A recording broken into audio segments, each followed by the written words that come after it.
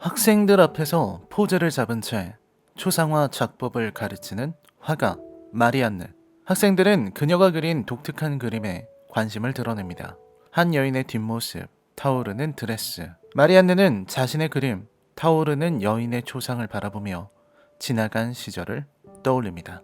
18세기 중반의 유럽, 마리안느는 배를 타고 어느 섬에 도착합니다. 마리안느가 이곳에 온 이유는 바로 백 작가의 딸 엘로이즈 아가씨의 초상화를 그려달라는 의뢰를 받았기 때문입니다. 18세기 유럽의 여성 화가에게 여성의 초상화를 그리는 것은 몇 없는 중요한 의뢰입니다. 당시는 여성 화가들이 차별받던 시대, 여성은 남성의 누드를 그릴 수 없었던 시대였습니다. 하지만 마리안느에게 온 의뢰는 그보다 더 특별한 것이었습니다.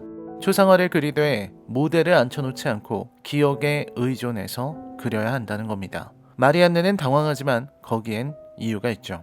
18세기 유럽, 결혼도 마음대로 할 수 없던 시절, 백 작가의 딸인 엘로이즈는 얼굴도 모르는 남자와 정략 결혼을 해야 하는 입장입니다. 당시 귀족 가문의 결혼은 신부가 될 여성의 초상화를 보내는 것으로 시작합니다. 엘로이즈는 자신의 뜻과는 무관한 결혼에 저항하기 위해 초상화 모델이 되는 것을 거부하고 있었습니다. 즉 마리안느는 자신의 일을 위해 초상화를 그려야 하지만 초상화를 그리는 것은 엘로이즈의 저항을 무력화하는 것이기도 합니다. 마침내 엘로이즈를 만나는 마리안느. 엘로이즈는 자유를 갈망합니다. 자유를 갈망하는 귀족 엘로이즈. 전시회에 자신의 이름으로 그림조차 제출할 수 없는 여성 화가 마리안느. 마리안느는 엘로이즈를 그리기 위해 그녀의 귀를, 코를, 눈을 바라보고 기억하려 애씁니다. 마리안느는 그렇게 엘로이즈를 자신의 눈에 담아가죠.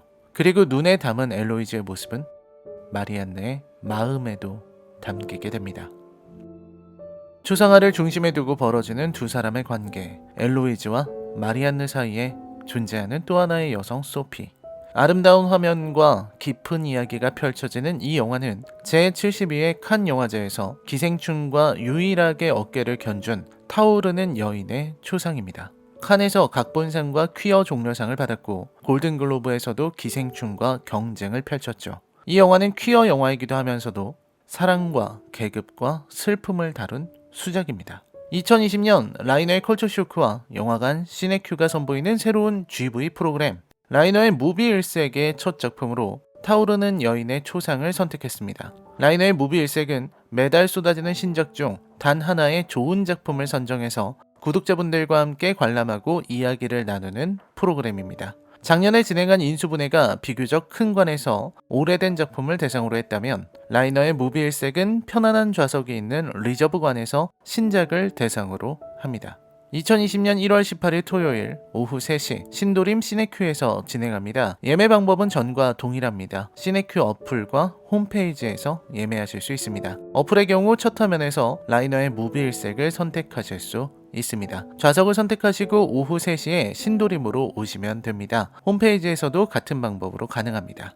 오시는 분들께 작은 선물도 드리고 있습니다. 작년에 진행한 인수분해 2020년 달력도 아직 남았으니 못 받으신 분들께 모두 나눠드리겠습니다. 저는 오후 2시부터 늘 그렇듯 여러분을 기다리고 있겠습니다. 1월 18일 신도림에서 뵙겠습니다.